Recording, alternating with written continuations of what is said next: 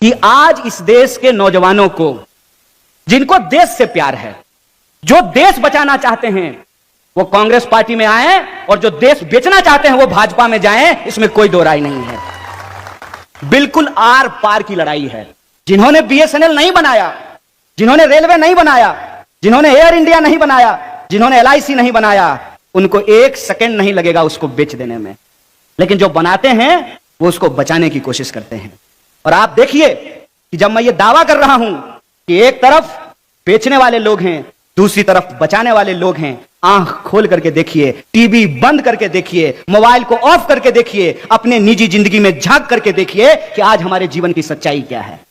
TV आपको कुछ और दिखाएगा। तो बस मैं एक बात कह देना चाहता हूं, टीवी पर दिखने वाला हर बात सच नहीं होता है। रात को 12 बजे के बाद ताकत बढ़ाने वाली गोली का जो विज्ञापन आता है, बताइए वो गोली खा करके कितने लोगों का ताकत बढ़ा है। टीवी पे दिखने वाला हर चीज सच नहीं होता है। हेमा मालिनी आकर के कह देंगी केंट देता है शुद्ध पानी, तो उससे पानी शुद्ध हो जाएगा। अब तेंदुलकर साहब आकर के कह देंगे ठंडा मतलब कोका कोला, तो कोका कोला ठंडा हो जाएगा। अब फेयर एंड लवली 75 बार मुंह में लगा लेने से भी मुंह गोरा नहीं हो जाएगा। अगर टीवी पे दिखाने वाली ये सारी बातें सच नहीं हैं, तो जब इस देश का एक बड़बोला व्यक्ति आधी रात को खड़ा होकर के कुछ भी बकवास करे, तो आप ये मत सोचिए कि आपका भला हो रहा है। देश के नाम पर दोस्तों का भला किया जा रहा है, यह बात आपको समझना पड़ेगा। और दोस्त कौन है, मैं उदाहरण देकर के बताता हूं कि दोस्त कौन है। जियो जब आया था तो प्रधानमंत्री जी अखबार में विज्ञापन देकर के धन धनाधन करवा रहे थे, याद है कि नहीं है। और बीएसएनएल के बारे में कहा जाता था भाई साहब नहीं लगेगा।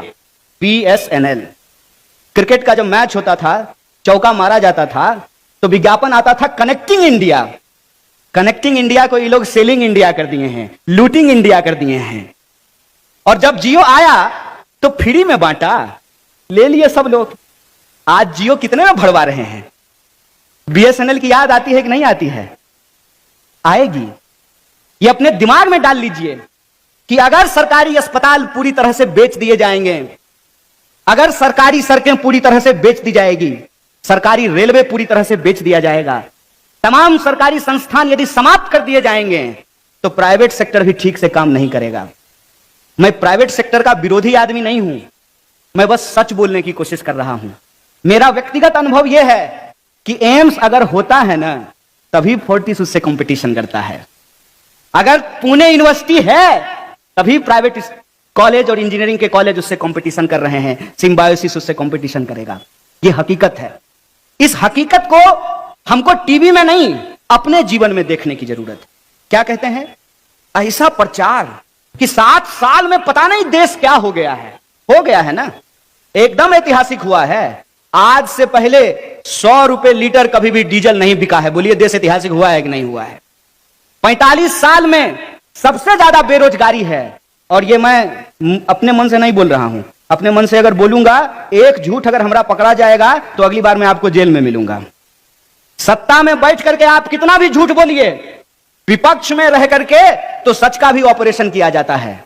लेकिन सच की ताकत में हमको भरोसा है। इसीलिए तो हम कहते हैं कि गांधी को मानने वाले इधर आ जाइए, और गांधी की हत्या करने वाले जो लोग हैं वो देश को आज बेच रहे हैं, जिनको देश में भरोसा नहीं है, संविधान में भरोसा नहीं है, वो उस तरफ चले जाइए। यह लड़ाई आर पार की लड़ाई है, और इस लड़ाई में अंततः सत्य जीतेगा, ये हमारा भरोसा है। और उसी भरोसे के साथ हम आज इस झंडे को थाम करके खड़ा हुए हैं। निजी जीवन को झांक करके देखिए, महंगाई आसमान छू रही है।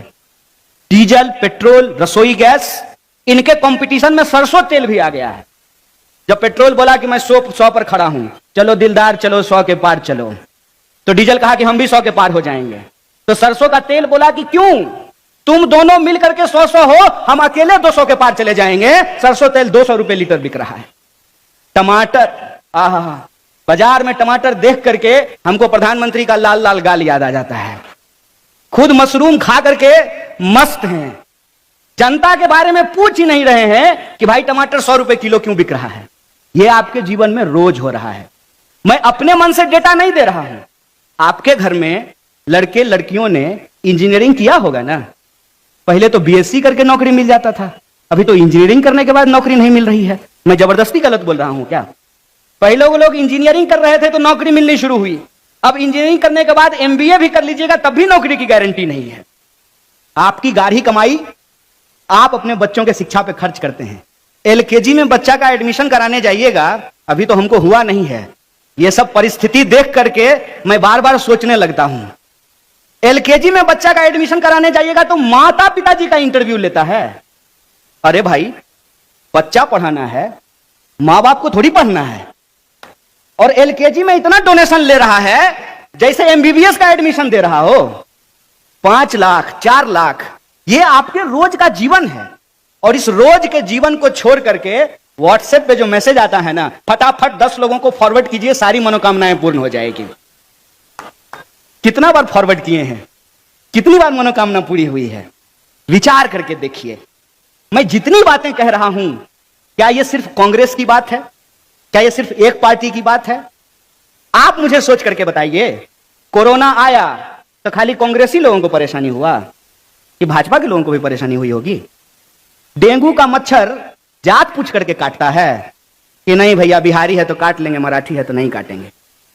ऐसा है क्या? देश की जो समस्याएं हैं, उन समस्याओं का निराकरण करना यह सरकार की जिम्मेवारी है। जो सरकार इन समस्याओं का निराकरण ठीक से नहीं करेगी, उस सरकार का हम लोग 5 साल में हिसाब ले लेंगे। इसीलिए हर 5 साल में चुनाव होता है। पूरे के पूरे चुनाव प्रक्रिया को, पूरी की पूरी राजनीति को एक फालतू के बहस में उलझा दिया गया है। फालतू बहस क्या है कि आप सरकार का किसी भी रूप में यदि विरोध कीजिएगा तो आपको विकास विरोधी, हिंदू विरोधी, आर्मी विरोधी और देश विरोधी घोषित कर दिया जाएगा।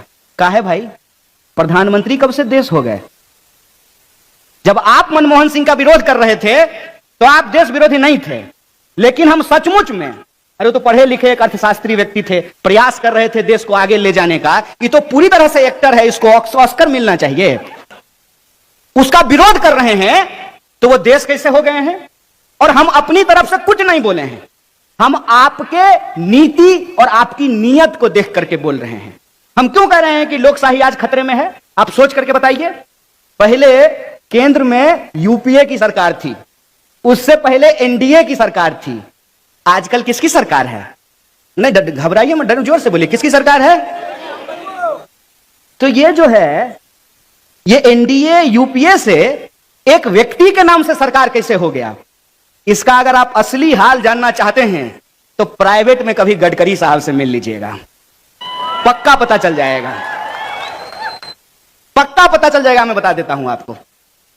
क्या आपको क्या लगता है ये ऐसे ही हो गया है और इससे इस देश के पॉलिटिकल कल्चर पे कोई प्रभाव नहीं पड़ा है? बिल्कुल पड़ा है।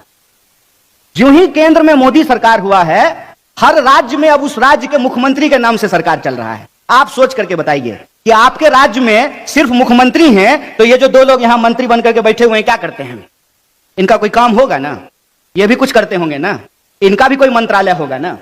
तो आपके दिमाग में कौन सी पिक्चर गढ़ने की कोशिश की जा रही है, आप इसको समझिए। और वो जो पिक्चर है, वो पिक्चर लोकतंत्र विरोधी मानसिकता है। घर ऐसे ही चलता है, घर में सिर्फ पति होता है, पत्नी नहीं होती है, बच्चा नहीं होता है, मां बाप नहीं होते हैं। फिर वही बात है, जो घर छोड़ करके भाग जाए उसको क्या पता कि परिवार क्या होता है? वो तो हर चीज में यही बोलेगा ना, मैं ही सब कुछ कर रहा हूं, मैं ही समय हूं, मैं ही ब्रह्मांड हूं, मैं ही ईश्वर हूं, यही बोलेगा ना। भाई साहब, इस देश की करोड़ों जनता ने उम्मीद से आपको वोट दिया। आपने जो वादा किया था वो वादा हमने एज इट इज खरीद लिया। अब सेल्समैन आएगा और कहेगा कि ये जो अगरबत्ती बनाने वाला मशीन है आप ले लीजिए, और उसका इतना प्रशंसा करेगा कि आपको भी लगेगा कि रोज पूजा करना है, रोज अगरबत्ती जलानी है, तो रोज मार्केट में जाकर के क्यों खरीदना है, ये मशीन खरीद लेते हैं। लेकिन जब सेल्समैन बेच करके चला जाए तो पता चले उससे अगरबत्ती बन ही नहीं रहा है, और तब दोबारा वो सेल्समैन आए और आपको अगरबत्ती का नहीं मोमबत्ती का फायदा गिनाना शुरू कर दे, तो आप सोचेंगे ना एक बार। आपने टेलर को फुल पेंट सीने के लिए दिया, टेलर को गलती हो गई, टेलर ने गलती से उसको काट करके जो है हाफ पेंट बना दिया। जब आप फुल पेंट लेने के लिए गए तो टेलर जो है अपनी गलती नहीं मान रहा है कि साहब हमारा काम पे ध्यान नहीं था, काम करने के वक्त तो हम नेहरू कर रहे थे। प्रधानमंत्री आप हैं, अब बार बार याद नेहरू जी को करते रहते हैं। अरे आपको लोगों ने प्रधानमंत्री बनाया है। नेहरू जी को जब प्रधानमंत्री बनाया था, नेहरू जी इस देश को क्या दे करके गए हैं? अगर वो दे करके नहीं जाते, अगर आप कहते हैं, आपकी बातों में सच्चाई है, हालांकि हमको भरोसा नहीं है कि मैं रेलवे प्लेटफॉर्म पे चाय बेचता था, तो आप चाय नहीं भी बेच रहे होते, आप देश के प्रधानमंत्री नहीं बनते कि उस प्लेटफॉर्म को बेचने का आपको अधिकार मिल गया होता। यह नेहरू की काबिलियत है।